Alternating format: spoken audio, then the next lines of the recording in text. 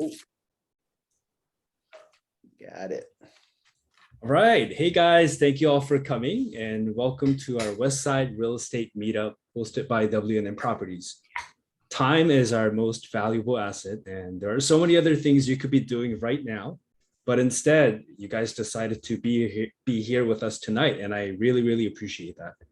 And before we begin, I just want to let you guys know that this meeting will be recorded and posted online on both Facebook and YouTube. So you can watch it later or you can share it with your friends if you would like. We also encourage everyone to join our Facebook page at Westside Real Estate Meetup, and also our email list at westsiderealestatemeetup@gmail.com. The email is mainly to send out the reminders for our meetups and if there are any other events hosted by WNN. And for those who are new here, my name is Young Park, and I'm one of the co-hosts for our Westside Real Estate Meetup. I'm also a buy and hold investor working towards financial freedom through real estate investing. I currently have some rental properties in the Midwest, and I'm looking to continue to grow my portfolio there. And if we haven't met yet, let's connect. You can find me on Instagram and Facebook. My Instagram handle or tag, whatever you call it, is next to my name down here. So if you just hover over people's names, you'll see the @young_J_Park for my Instagram. All right, so now I would like to briefly go over how our meetup usually goes. So after our introduction, we'll bring in our guest speaker who'll be presenting tonight. An awesome guest, by the way. And followed by some Q&As. And then after we finish up the first part of our meetup, we're going to transition into our networking session right around 8 o'clock. And it'll be about 30 minutes. And this is going to be great because this is where we actually really kind of get into a smaller group and just talk story, build relationships, and network and connect and share contacts. So yeah, please stick around until the end, okay? You guys got it? All right. So now I would like to bring on our co-host, my other co-host, my better half, I guess, Brandon Rabe, who will introduce our guest speaker for the evening. Hey, Brandon, how's it going, man? What's up, Young? Oh, thank you for that. Yeah. So like Young said, my name is Brandon Rabe. I am the other co-host of this meetup.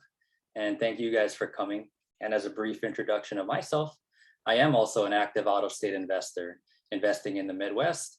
I'm also one of the advisors at WNN Properties, where I work one-on-one with people in our mentorship program. And one thing I also wanted to add on to what Young was saying about the networking is we do have a roster for you to fill out. That's just another tool that you guys can use to network with each other, because you may not be able to meet everybody in all the rooms. So I'm going to post that in the chat shortly. But anyway, tonight we have a very special guest, and he's going to talk about one of my favorite subjects in real estate and a strategy I personally use, and that is the BRRRR strategy. If you're not familiar with the BRRRR strategy, our guest is going to be talking about it and explaining it and sharing his experience in using the BRRRR.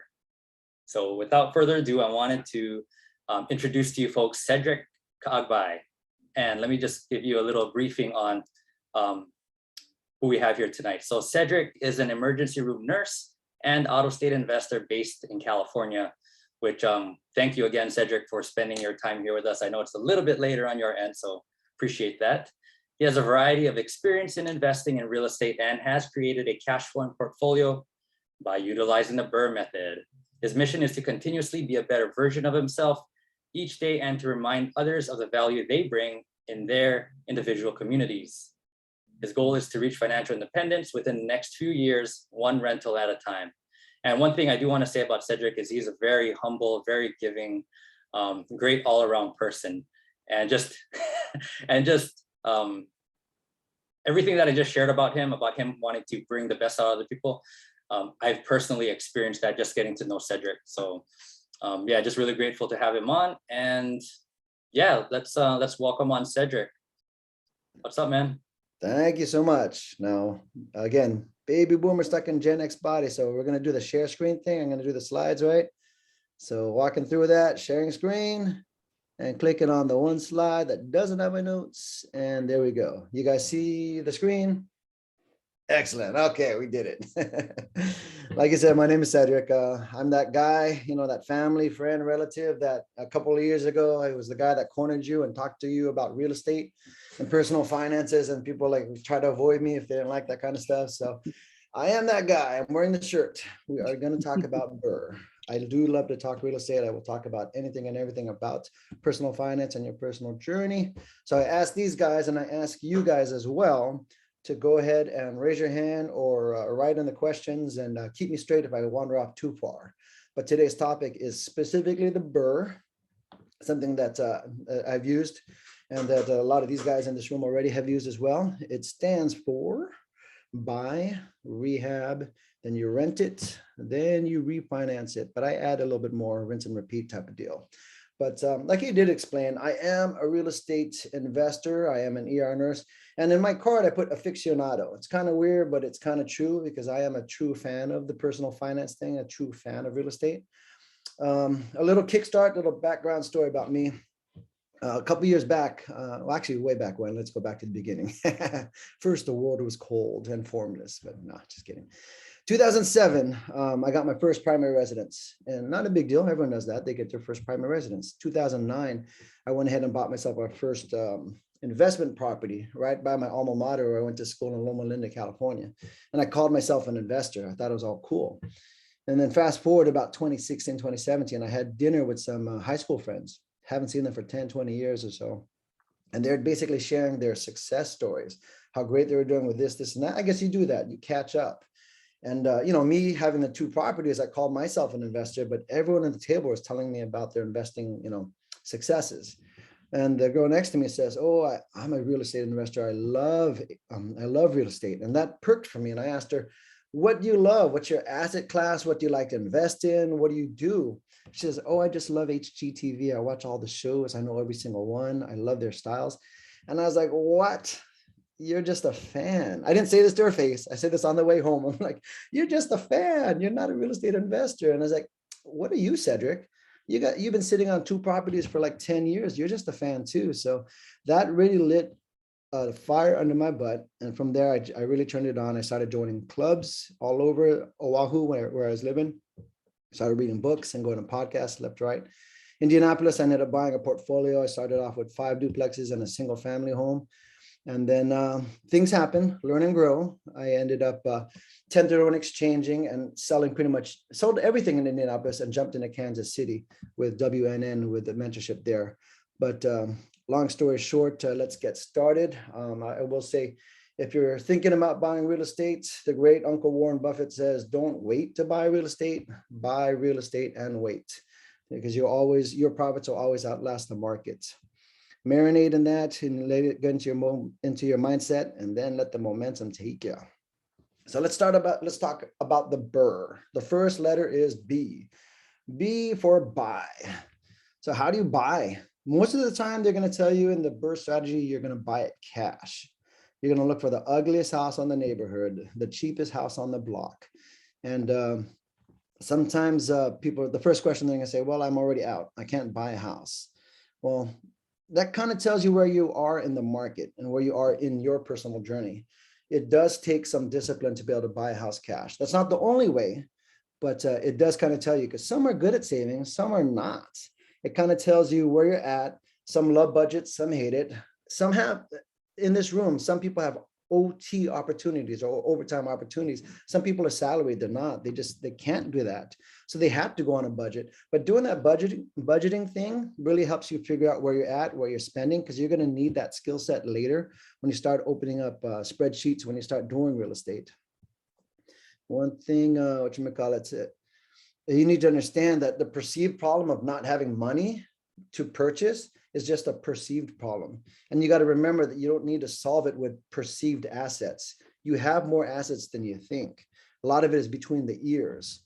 So you buy it with cash, you could buy it with your money or OPM. A lot of you have heard that term before, other people's money. The other people's money, you've already been doing it. If you bought a car with a loan, 80% of that loan, a majority of that loan is from the bank, other people's money. You bought a house before, 20% down, 80% of that loan is the bank, other people's money. But you need to get creative. Maybe there's investors that want to invest. They want to look for a different type of vehicle. That could be you. 1031 exchange, when you sell something, so a like for like asset, you sell your single family home, you buy another home, primary residence or rental for rental, you're moving that money forward. You could also go to private money loans. This is one of those growing points. For me, 2017, 2018, that was hard for me. I was not all about that. I was like, I'm not asking friends or family to invest in me. That's just something I was not comfortable with. Culturally, I wasn't there. But you know what? A lot of us are there. A lot of us are not culturally there. We didn't grow up doing that. Silently raise your hand. In your family, do you guys talk about your personal finances with each other? You guys know how much each other makes, how much each other loses, and how much each other invests? Like, it's just, for whatever reason, in American culture, Asian culture, Latin culture, it goes across the color board. People say we don't really openly talk about that. If you do, kudos to you. But understand where you are through your budget, understand where you are as far as being willing to borrow. Because one great mentor told me, I told him, I'm not ready to ask my rich aunt for money or my friends for money that I know they have, because I don't want to lose their money. I'm okay working all the overtime I can. If I lose my money, I will work my butt off. If I lose their money, I'll pay them back, but I don't want to lose that money from theirs. And he says, that's your first problem as an investor. You're not willing to lose their money, but you're willing to lose yours. You shouldn't be willing to lose anyone's money. Warren Buffett says, rule number one, don't lose money, right? Rule number two, don't forget rule number one. But either way, yeah, private money loans, hard money loans, that's basically borrowing money from different people. You create the terms, you get a little creative. 401k, did you know you could borrow against your 401k? Uncle Dave Ramsey gonna say, never, never, ever do that. But again, your upbringing, your risk tolerance, your goals, what are you comfortable with? He's not. He tells all his disciples, do not do that, but you could borrow against your 401k. I borrowed twice, 50 grand, that's the max. And then during COVID, they did the CARES Act where you could pull out up to 100K.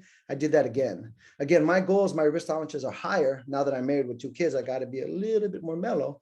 But basically, my goal is to not need the 401k when I get to retirement. My goal is, whenever Uncle Sam says, hey, guess what? Here's some more money. You're age 60 now. I want to laugh at it and say, hey, guess what? We could party a little bit more. We could travel a little bit more, because I don't need it by then. I want to retire earlier with passive. Let's see. But you have more money than you think is what I'm trying to say. Get creative.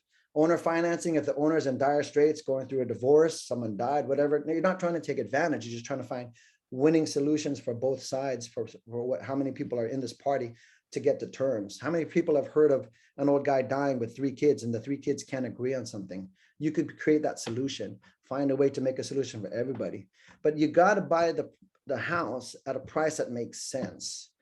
So reverse engineering it's a little bit technical, a little bit, but it's just math. But we could talk about that later. But you basically make the money on the buy. You have to buy it cheap. So making math simple, if you're in a 100 grand neighborhood all day long, most houses on that block are worth 100 grand. I want to buy the ugliest house for 50 grand. I buy it for 50 grand because if it's worth 100 grand in the end, the bank's going to let me borrow 75%, which means I get 75 grand back. That means for 75 grand, I need to be able to buy it and rehab it. We're getting a little bit ahead of ourselves, but either way, that's a little bit about the reverse engineering. So yeah, just remember, whenever you think you have a problem, it's not usually a net worth problem. It's not money, it's a net work problem. Who do you know? It's an idea deficit. Talk to more people, you'll find an answer. I promise. It might not be the one you like or the one you thought of, but it is an answer that you can exercise. So moving on to the second letter, the R, the rehab. This is probably, arguably, the most feared step of the BRRRR. Hands down. I don't know how many of you have ever worked with contractors, male-dominated industry. I'm a nurse. I'm a male nurse. I'm in a female-dominated industry. So there's a cultural clash there. There's some stereotypes to live by. So the single mom investor that's trying to make money for her family, imagine her trying to tell this guy, this plumber with butt cracks hanging out and trying to take advantage of everything. I need this done by this time, this date, and you can't, blah, blah, blah. Like, some people just don't have that in them. So the rehab part is difficult, but it's the rehab that's going to help you force the raise of the appreciation. That $50,000 house in a $100,000 neighborhood, you could get it to 100,000, but you could probably push it to 110, maybe 115. So what are the things you need to do there? Some of those easy things is get a few scopes of work. Basically get a few contractors, get 2 or 3. If you can, get them to walk it at the same time, same appointment, so they know they're competing with other people. More important, I'd say vet them out. Work with people that you know worked with them. This is not the time to interview a first-time, swinger, that type of deal, first-time guy that you just met, whatever. Craigslist, I'd probably skip the Craigslist guys. Go to reputable people. So the trade-off of buying cheap work and finding quality. You remember that quote? Cheap and fast is never quality. Quality that is fast is never cheap. And cheap quality is never fast. You could only get 2 out of the 3. That's all you can do. So if you're paying more for a high quality contractor, at least you get the work done. But as a newbie, you hurt more if you lose money. So you might have to pay more for consumer confidence. You might have to pay more for the trust that maybe Brandon or Young set you up with this guy because they've worked with them before. Because they worked with them before, you could trust, you could leverage the relationship, the confidence, the trust, but you're gonna have to pay for it. It comes at a price because they've worked with him, because he does great work, he's sought after. If you got a guy that's on his phone, he's like, yeah, I can do it tomorrow. Probably don't want that guy. He's probably a little hungry. And you probably want to learn a little bit different ways of paying the money off step by step, not all at once, so they don't run away. You've heard of those stories. And then how are you going to rehab? Oh my goodness. Everybody that watches TV has all these great ideas to make it beautiful. And you probably will, but you don't need to. You understand the open floor concept. That's wonderful, but understand your concept, what you want and what the GC thinks you should do. And also I'll throw in there the property manager.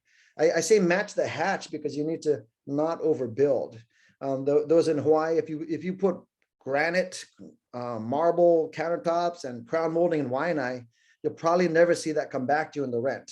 And what that equates to in LA is like South Central. You're not going to put granite and crown molding in Compton. You're just not going to get the raised rent from that. You're not going to get it back. In my current or my last BRRRR house, the fence fell down during the last windstorm where there's like 90-mile-an-hour winds. I got a quote for a $6,000 chain link fence for 3 feet versus like $11,000 for a 5-foot wooden fence. Kind of a big difference there. And sometimes it's easy to say $6,000 chain link fence. But when you match the hatch, you look at that neighborhood, you said, all these yards are almost half an acre. All these houses have dogs. All these houses have kids. All of them want privacy. So if I get that 3-foot chain link fence, when I turn around in 5-6 years, I want to sell it, I'll probably have a little bit harder problem than the rest of the neighborhood that match the hatch. It's okay to be better, a little bit bigger, better than the rest, but you don't want to be below everyone else because your goal was to BRRRR it to better, to at least the par, right? And my current house that I'm working on right now, I have a budget for my GC to say, hey, for $100,000, we could add a bedroom, we could add a bath, you'll have a master suite on top. We'll use the attic space because it's tall enough. We'll turn your 3-1 into a 4-2. It's going to look beautiful. It's going to appraise high. But when you do the homework and you look at the neighborhood, there's barely any 4-2s in that whole neighborhood. And the prices are so sporadic. You could risk it for $100,000, but you might not get the comp. You might not get the value that the bank agrees with. You might not be able to get your money back. So for that, I decided to just make it the best 3-1, match the hatch of that neighborhood, because I'm not going to have a rich guy that wants to live in the ghetto unless he's got a family friend next door, he's got a weird extenuating circumstance, divorce, he wants to live near his kids. And I might be stretching, the story a little bit, but basically match the hatch. All day long, you need to look at what the neighborhood is going to produce for you so that you don't have to fight the bank later. We could talk all day long about finding the bank, but today we're talking about the BRRRR. Foundation work, good or bad? Would you buy a house that needs foundation work? Again, back to risk tolerances. What is your goal? What do you want to do? What do you want to achieve? Because there's one investor in this group right here, right now. I kind of made fun of him. He's like, you're the foundation man. Because if you think about it, if we're all in this room shopping for a house for $50,000 in a $100,000 neighborhood, it's kind of hard to find. And when we do find it, you're going to have 5 investors begging for it. But if you found one that has foundation work, probably 3 of those 5 investors are going to back off because foundation work is kind of sketchy.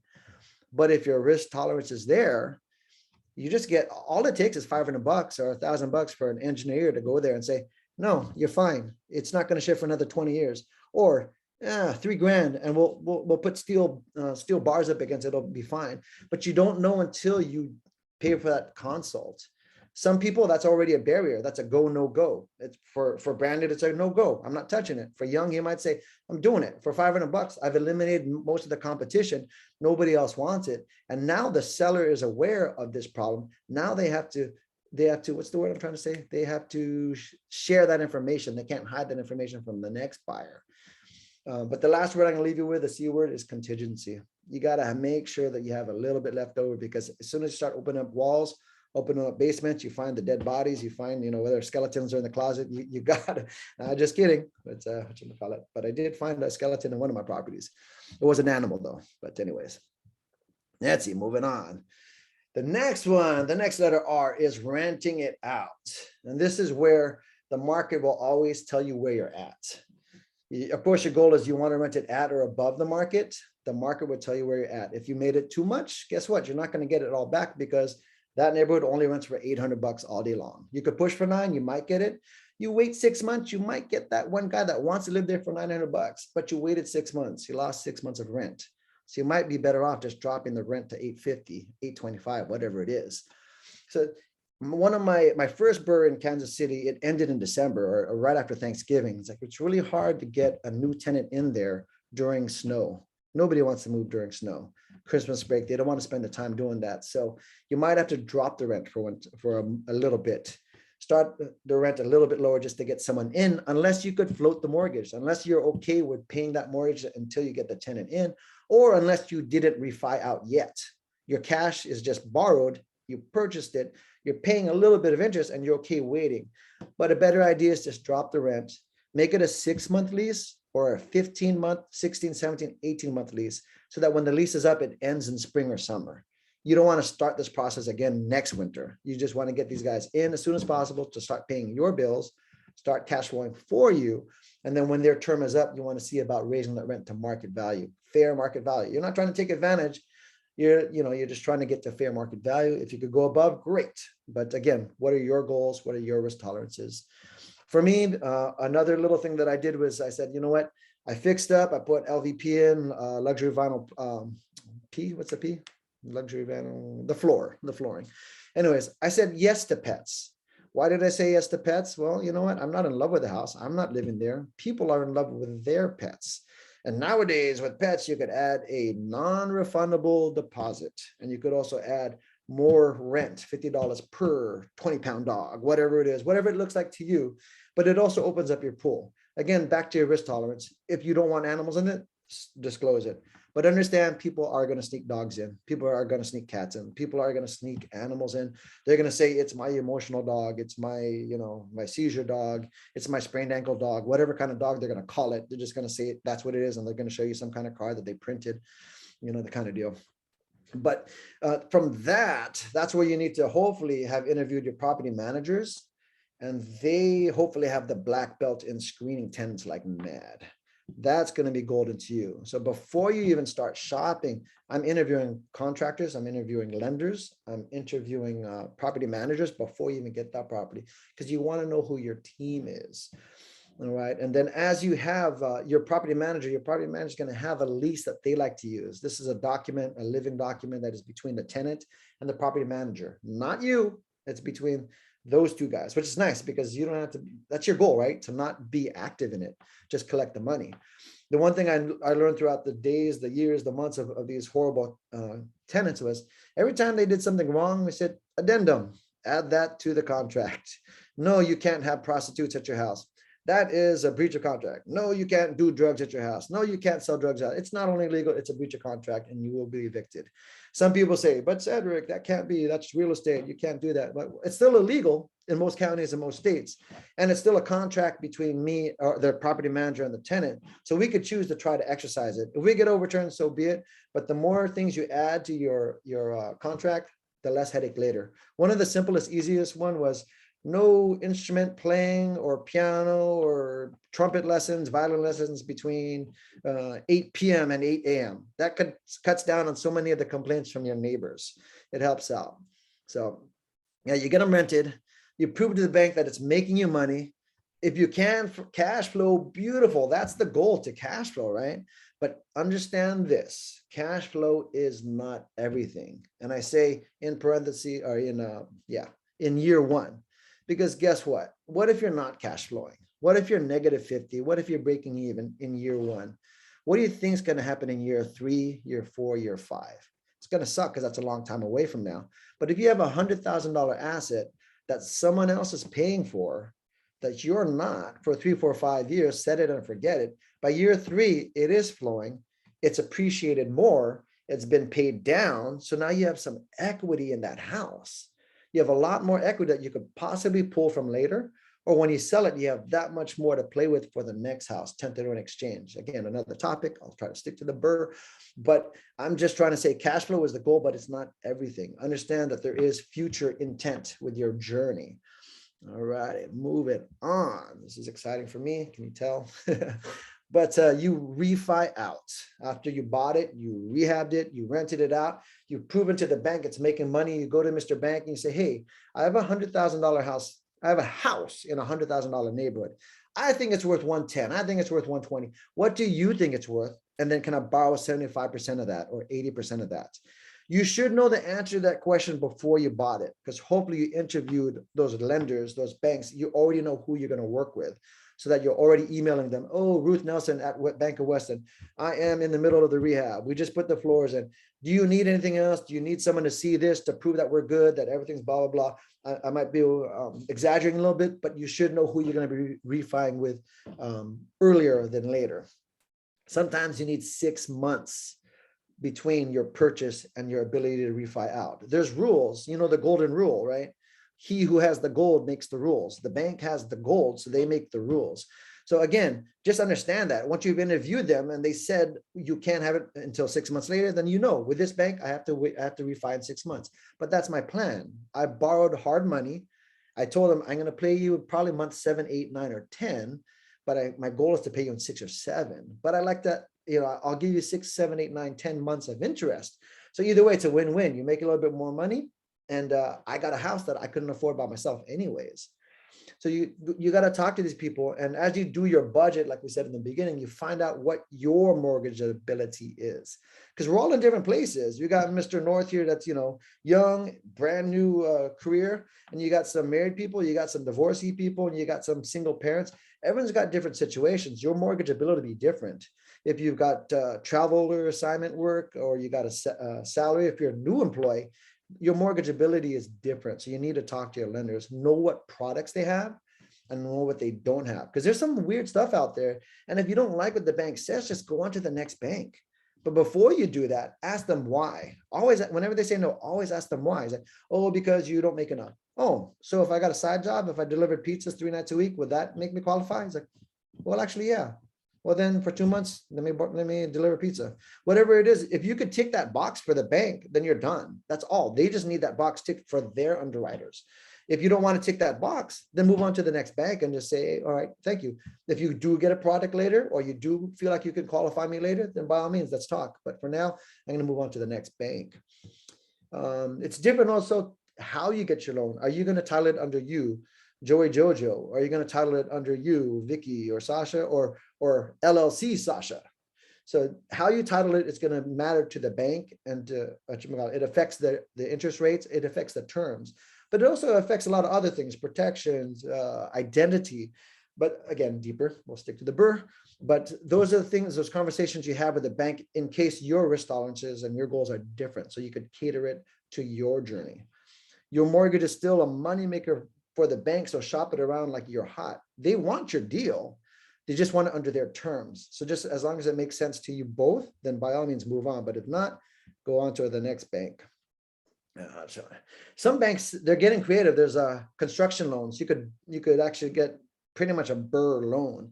So I mean, if it makes sense to you, if it works for you in your situation, by all means investigate it. But of course, the goal is when you refi out, like in the early example, the $100,000 neighborhood, if I bought it for 50, I rehabbed for say 25, I'm all in for 75. If I borrowed 75 grand from Brandon, and then I cash out refi 80 grand, I pay him back, paid him his interest. I didn't leave any money in the house, and now I have a cash flowing asset. That's amazing. To me, that's, if you get more than that, even better. If I get 5 grand more, then that's celebration time. I'd take the family to Vegas or something like that, because The house paid for it. It's now renting. It's paying for its own mortgage. It's paying for its own bills. Plus I get a $5,000 check to say, hey, celebrate with your family. To me, that's a grand slam ace of a touchdown goal in sports ball nation. But either way, your goal is that. But the next question is, what if you left some money behind? Are you okay with that? Again, back to goals and your risk tolerances, what you can do, your situation. Nothing wrong with leaving some behind, because what if you left behind $5,000 or $10,000? That's not a lot for a brand new house that's been gutted completely. So I added another R. It's called rinse. And some people say rinse and repeat, but I love this part because you're talking about you now. Once you did it, you look in the mirror. I love Michael Jackson. I love his song, starting with the man in the mirror. What worked well in this journey? What didn't work well? Because you need to be honest with yourself. One of my friends, good friends, Angie and Randy, they're investing. And she asked me, this is pretty cool in the beginning of her journey, to give her honest feedback about who she is, where she is in her journey, and what she can improve on. Very vulnerable. And I was kind of touchy about it. I didn't want to be too deep. But when I did that, I was like, you know what? The best way to help her is to be as honest as possible. And they took off. In 2-3 years, they hit 5. That's just 5 means financial independence. No longer needed to work their job. That's just amazing. I don't know if there's sports fans out there, but Peyton Manning, when he left the Colts and went to the Broncos, one of the first things he did was he got to know all his teammates and asked his receivers, where do they like the ball put? As best as possible. If I could hit it, where do you want it? He talked to his offensive linemen for their tendencies and whatnot. But you look to your team, talk to your property manager, your lenders, your GCs, your tenants even, seek feedback. Seek feedback on the property's performance and your performance. What would make things easier for you, for us to work better? How was my communication? The market will always correct our mistakes. If you did a bad job with the rehab, it'll show on your profits and losses later, because things will break in month number 2 and month number 3. If you list your property too high, it's going to sit for a while. If you over rehab, you won't get the rehab price you wanted later. Price will always correct. If you can't fix it, then drop the price. If you can't get what you want, you have to raise the price. The market will always tell you where you're at. It's kind of good and kind of bad, kind of scary. So that's why the more people you know in your network, you don't have to worry about the net worth. It's always an idea deficit. Talk to your round table, and someone in your round table in your group discussion group will have an answer for you that might work for you. What am I bad at? Seek feedback. So for me, in my journey in Indianapolis, I fired 3 property managers in almost a year. I thought my communication was good. I thought my interviewing skills were good. But understanding in an interview, they're going to always say what you want to hear. Oh, I'm honest. Oh, I'm always on time. Oh, I do everything by the book, blah, blah, blah. Apparently, either they're bad or I'm bad at interviewing. I got to be totally accountable and extreme ownership and own it. Maybe my interviewing skills are subpar, but even worse is my ability to hold someone else accountable. If I'm going to be responsible for a $100,000 asset and I can't handle 1 property manager, how am I going to be able to handle 20 properties and 15 property managers, 10 property managers? So again, your choice on how you want to run your numbers. But the skill set that I learned earlier is I really need to learn conflict, how to manage conflict, because I learned about myself. I am conflict avoidant. I don't like that. One of my lenders was fighting me back, pushing me back on numbers and the mortgage itself. He says, I'm not going to do the mortgage unless you fix the foundation according to what the inspector said. I said, okay, here's what the inspector said. Maintain foundation, fill cracks as they appear. How do I repair it if it's fill cracks as they appear? Maintain the grade of the outside exterior of the house so that the dirt lets the water flow away from the house. Maintain it. So the grade is good. Maintain it. When the snow melts and the gravel goes away, in spring you add more gravel. How do I tell the bank officer, I will maintain it, but I can't do it now, just approve the mortgage? She says, no, you got to do it. So I fought through her. And then she said, you got to talk to my VP. I handled the conversation quite well, I thought, with her, the loan officer. But when I got to the VP, he played bully ball. He maintained the cadence. He raised the volume. He raised the aggression. And I didn't handle it as well when I look back at the notes. I just didn't. Something that I had to learn. I learned to pull away from that, and I had to scramble like mad to get to the next bank, to get the next lender, but we couldn't do business together. But something I had to learn was conflict. It's okay to have conflict. We just had to come to some kind of reasonable agreement that works for both of us. In that case, it didn't, but I learned more about myself. So trust and follow through, work on yourself, communication. What team members do I have that are good? What team members that I have that are bad that I need to just cut the cancer out? Because it felt so much better when I left my 3 bad property managers and moved to people that had a little bit of accountability. Because for me to instill accountability in you is a pretty good skill. But if I could find that employee, the property manager that already has accountability, so much easier. Wouldn't you agree? Wouldn't it be so much easier to have a business with employees that just did what they're supposed to do and went the extra mile? So again, one last step I would say about rinse and repeat is I learned for myself, communication, calmo. I love to leave the ball in the court. I always have to have the last say, and that's not a negative way. It's not in a fight.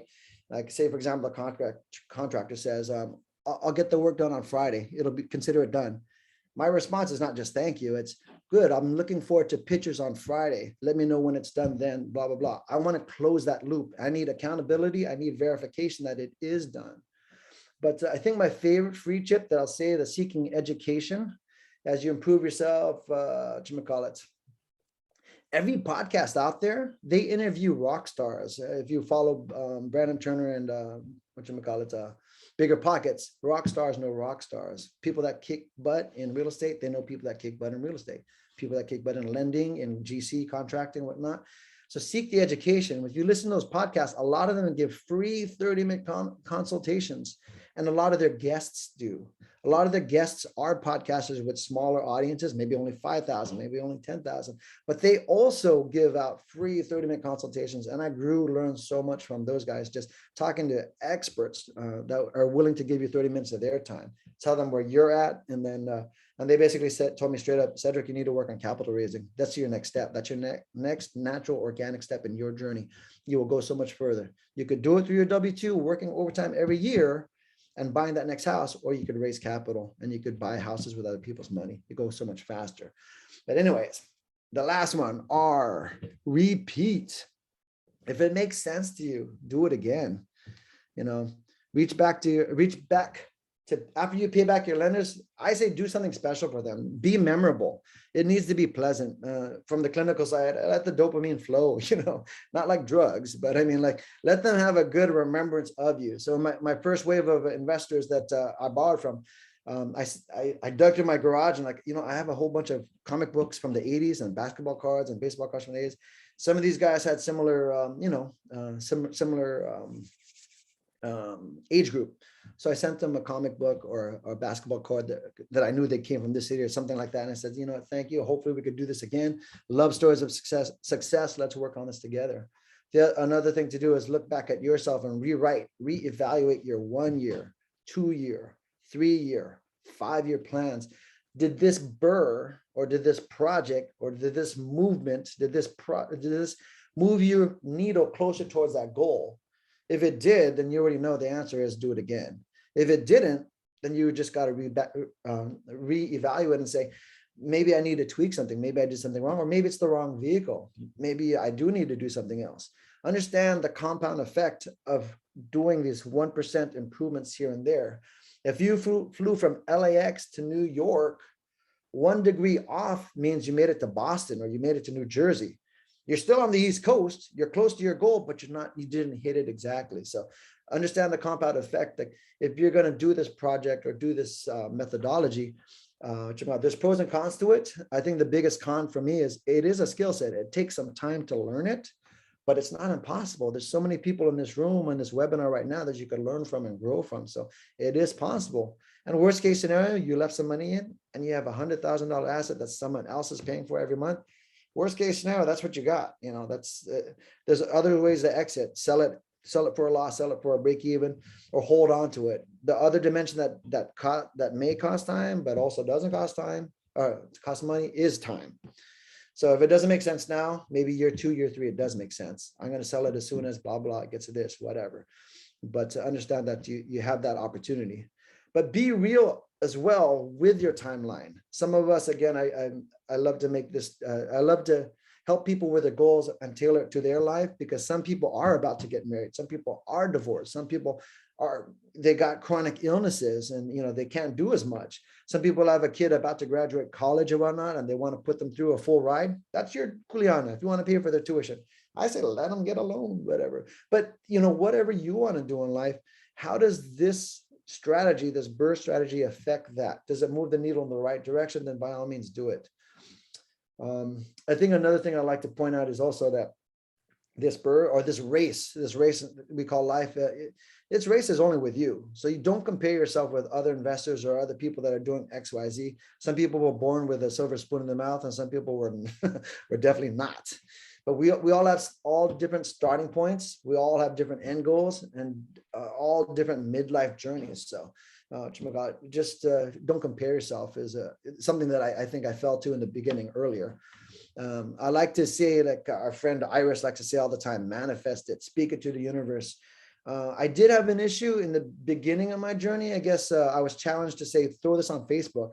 Like, I'm not that, I like throwing jokes and memes. I'm not big about sharing too much about myself and my journey. I actually, before I did that, I interviewed, I think, Young and Jin and a few other people, like, why did you do it? What did you gain from it? Blah, because I really need my analytical side. Every part of my brain was trying to fight to do it.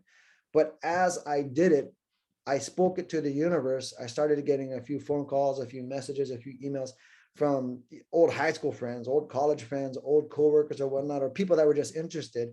And conversation after conversation, we just found out how ways we could help each other, how we could grow. And even if it didn't, it was just still yet a reconnection with an old friend. So it just, if anything, it still benefited me. But I will say, for the BRRRR process, I would say study, study, study, inch wide, mile deep. It's really hard to do a lot of things well, but if you work on one type of strategy, something like that, then it's a lot easier to be more successful. Again, everybody's got different goals, different journeys, different risk tolerances. I've got a lot of different things going on, but at the same time, I have a different journey than everyone else. I have some people that focus on just one market, one strategy, one whatever, and I have other people that just go balls out in every different direction, and they're being very successful. But that, in a nutshell, is the BRRRR strategy. How fast did I talk? So sorry. Before we break out, Brandon, you see the question there. I love this question just because it speaks to me. In your financial journey, what is your first and most important next step? Acronym is MINS. What is your MINS? Either to jumpstart you to get started, or to get you to the next level from where you are today. What is your most important next step? And as you brace yourself to talk to strangers, if you don't know people here, please, even if the anxiety shoots the room, I know you could always click exit and exit the Zoom room, but if you share, the wonderful thing is you spoke it out to the universe. You've admitted to yourself that I want to do this next step. I'd like to, I don't know how committed I am, but suddenly you'll be surrounded by a few people you know, maybe strangers, that are going to help you figure out how to break through that first obstacle. And you'll see it's not as bad as you think. You just got to consider your journey, your risk tolerances, where you are, whether in the very beginning or in the middle or near the end. You're going to earn something. You're going to learn something. You could never lose. You'll just learn something. Forget about keeping up with the Kardashians. Forget about keeping up with the Joneses. Your race is only with you and yourself. One thing from the beginning to the end, I love to share Maya Angelou's quote. When we did the best with what we knew and what we had at the time. When we knew better and we had better, we did better. So that's the same thing here. As we learn and grow together, we could help each other out in one way, shape, or form. So with that, I'm passing the mic. This Filipino is letting go of the mic to you, Brandon, or to you, or to you, Gilberto. Thank you, Cedric, for all of that. Awesome. We have maybe a few minutes for some Q&As, and I saw some questions in the chat. I kind of wanted to just narrow it down to one question just because of time. So sorry. So no worries. So Blaze asked, what is your favorite part about the BRRRR process and why? Easy answer. Rinse and repeat. Being the nurse that I am and being the guy that I was before, I'd work the overtime. I'd crank it. I would just crank the money because I could earn another 20, 30 a year if I really cranked it. And that's a down payment for a nice $100,000 house, right? can do that. Get married, have kids. Guess what? Not the same story, different chapter in life, right? Can't crank the overtime. But with the BRRRR, you could rinse and repeat the same money. If you do it right, you do it well, you rinse and repeat the same money.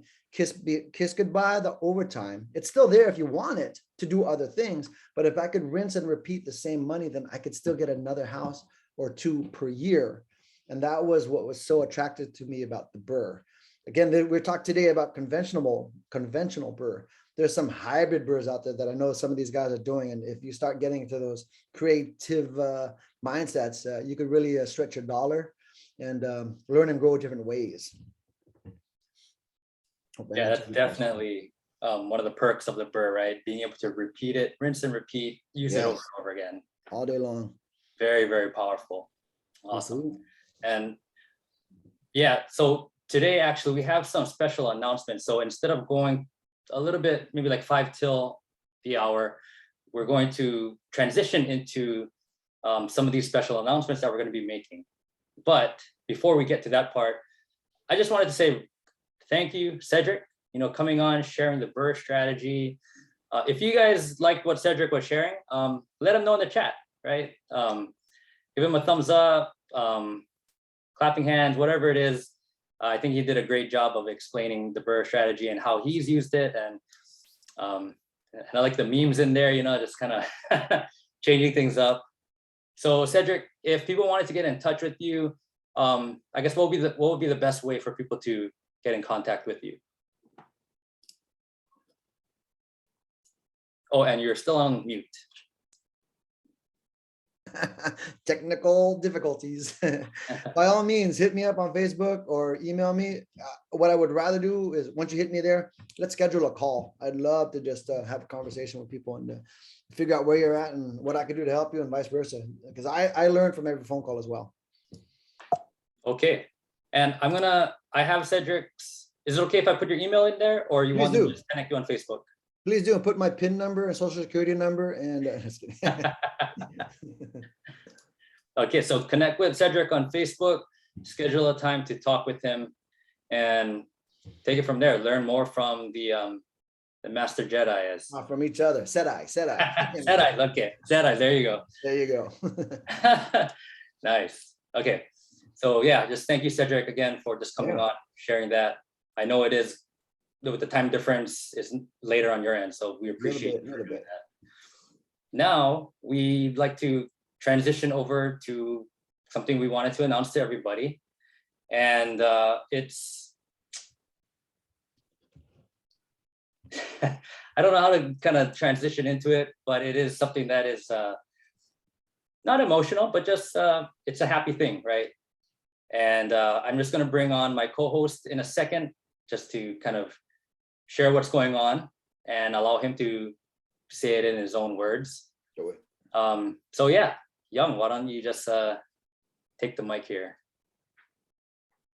All right, I'll take the mic. So since Brandon didn't want to spill the news or spill the beans or whatever you call it, I will be moving away from Hawaii, and I'll be moving to Dallas actually sometime around next month around this time actually. So yeah, my wife and I've been wanting to move to Dallas, Texas for actually the last few years before we even got married, and just the opportunity came at the right time. So we are taking our chances and we'll be moving, making that trans-Pacific relocation. And I just wanted to, thank everyone and actually just share a quick story about myself. I remember coming to the original Westside meetup at the UPS store in Kapolei. I'm sure some of you guys know, you old timers, I guess. And that was actually exactly 3 years ago. And I walked into CJ and Jazz's meetup at that time when they were hosting it, not knowing much about real estate investing. And I definitely didn't think that, that one meetup, that first meetup could take me down this path and just change my life. And since that very first meetup, I learned so much. I got connected with amazing people and met a lot of people through this meetup or when we're meeting in person, and just being part of WNN Properties myself. And what I want to say is that you never know who you're going to meet and who can take you down the path to the financial freedom and personal growth. So I really want you guys to be open-minded. You never know who you're going to meet next. So, be nice, be kind, and just genuinely get to know them and network with them, because you never know. You might be talking to your future mentor, your future partner. And yeah, just keep attending meetups like this, not just our meetups, but there are several different online meetups and in-person meetups. Actually, Brandon and I have been hosting in-person meetup, usually second week of every month. You guys can come out to that in Salt Lake as well. But I highly encourage you guys to keep doing that.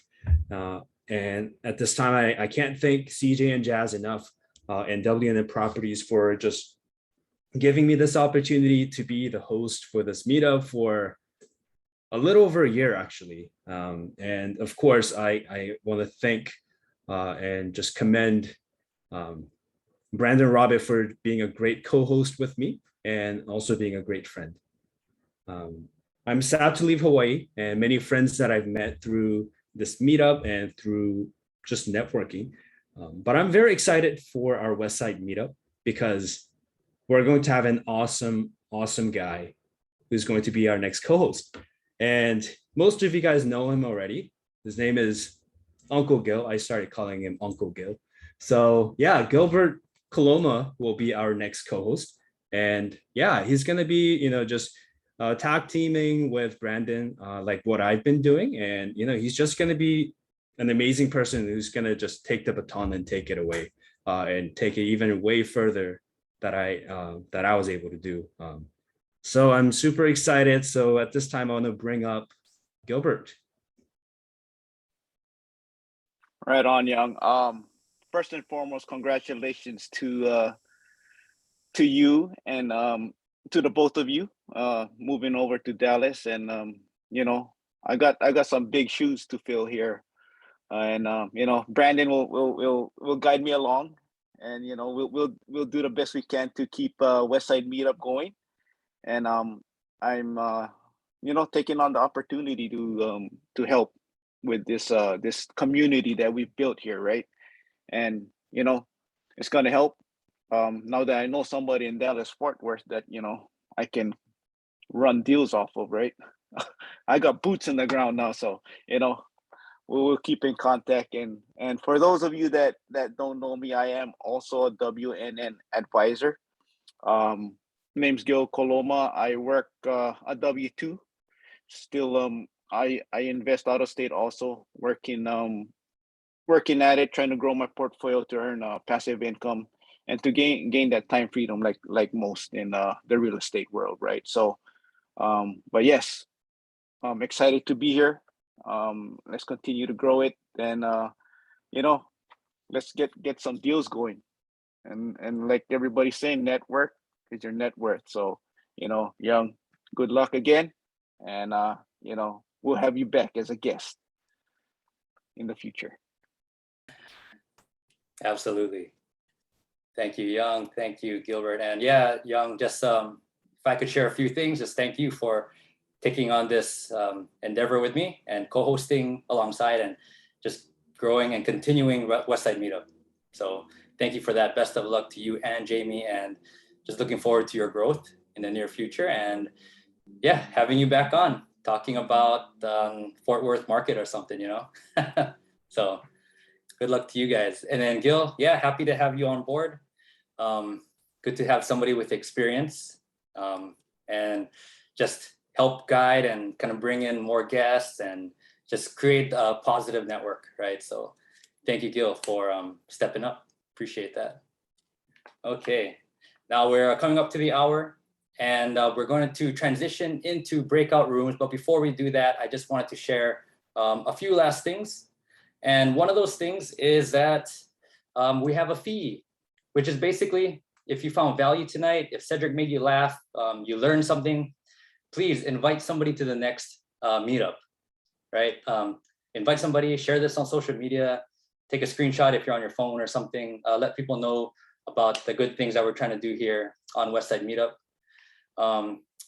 And also, yeah, and also we are part of WNN Properties, and we want to help you guys do the BRRRR process. So if you're interested in long distance real estate investing, if you're interested in the BRRRR method, feel free to reach out, check out our website, and we might be able to assist you in that if those are your goals, if that's what you want to focus in on.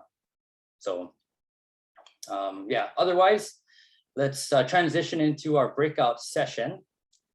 And in our breakout session, we're going to be going into little rooms of groups of 5 or 6, and for 25 minutes, about there. And you know, Cedric had the question earlier, he had it up, right? And I believe it was, what is your most important next step in your financial journey towards leveling up? And if I kind of messed that up, let me know, Cedric, or hop on, you can say it, you can rephrase it. But basically, you know, after hearing everything, thank you, Young.